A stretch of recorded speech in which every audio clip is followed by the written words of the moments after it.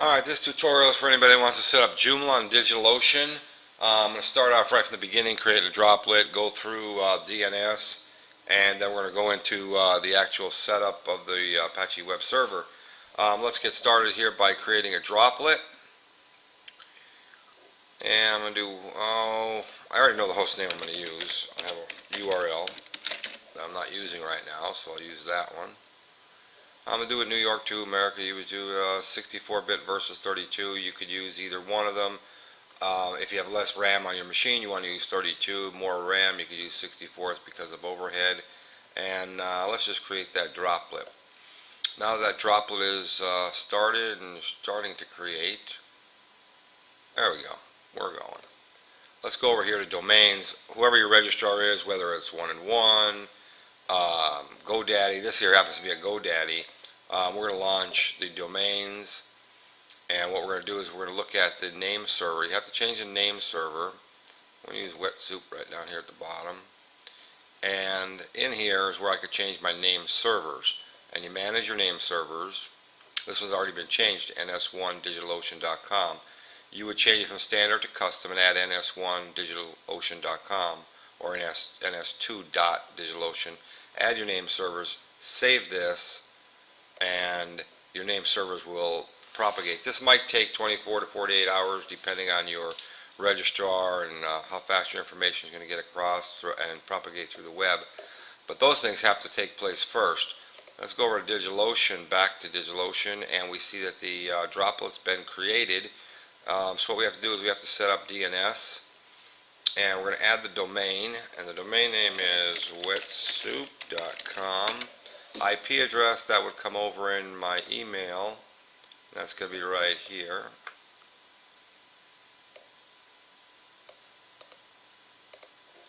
And we'll drop that in here. And I'm going to associate that to the droplet, to wetsoup.com. I create the domain. Now, domain was created successfully. I'm going to add a record to this. I'm going to add the CNAME record to this, and this is so that if anybody types in www dot the domain and you put the @ symbol there, that's basically telling it anything on A is going to that IP address. I'm also going to add another CNAME, a catch-all. Anything they type in front of it, in front of wet soup, the domain name would actually come to that IP address. Okay, those two are created. Now, two of the tools you need is PuTTY and WinSCP that I use. Now that these two are created, we're going to start up PuTTY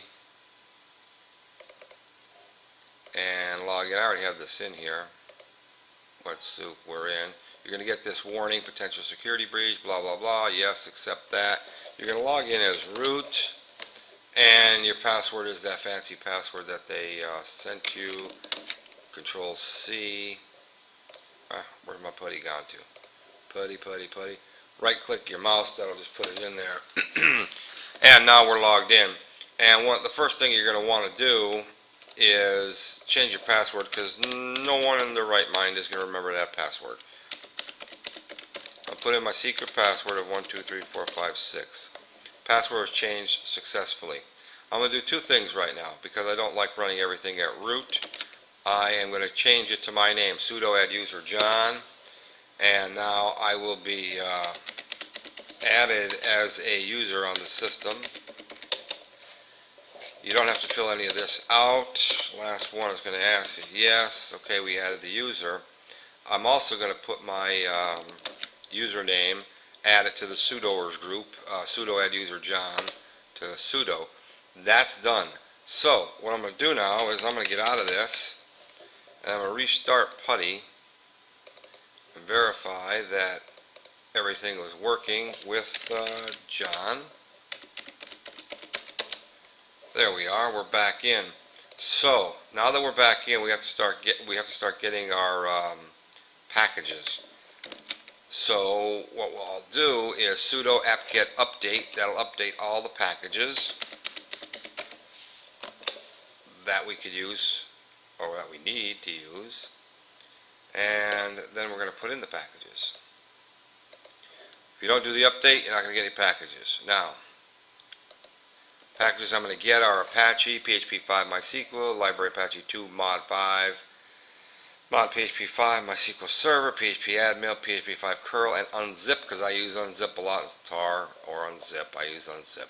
Okay, those are the packages we are going to install. Yes, we're going to install all those packages. In through this, it's going to ask me for my password, my root password for MySQL. It's also going to ask me for PHP Admin. Okay, there's MySQL root user, secret password 123456. Okay. Let's type that again, make sure that we got it right. Tab over, okay. Space bar, because we want Apache 2. Tab, okay. Da da da da. Not too bad. We're running about 5.5 minutes right now, almost 6 minutes to get to this point.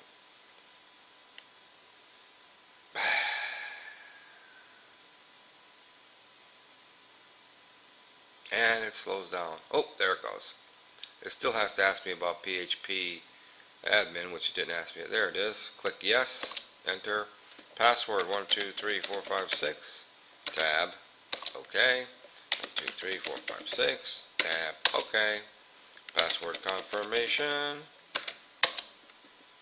No, I'm not singing. This just happens to happen that way. All right, well, we're going to write a file now to test all this out. Apache, the default folder is var www. So what I'm going to do is sudo nano. I'm going to make a file, php info, and in that info file, I'm going to write $PHP, php info, and this is basically going to bring back to the screen the PHP info. We'll use this to make sure the system is working. Control X, capital Y, yes, write that. Alright, now that all that's done, our domain should be working. Let's test it out. First thing that's going to pop is the Apache. There it is. There's Apache. That's telling us that the Apache web server is working fine.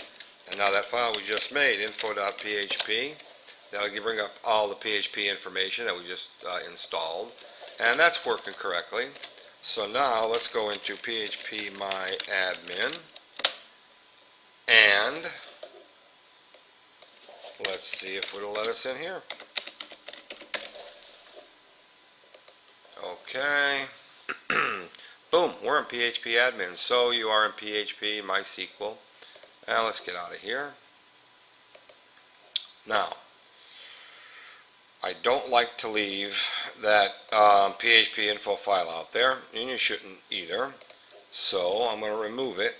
Sudo rm var www.info.php. That removes that file. Now, I'll break this up into a couple pieces. We're running 8 minutes. I don't like to make videos that much longer. We're going to pick it up right here where we left off. And then we will get into the mod rewrites and the things that we have to do. We'll set up directories for delivering the public HTML files, and we'll also get into users of the data and install Joomla on the next episode. So stay tuned for part 2, and thanks for part 1.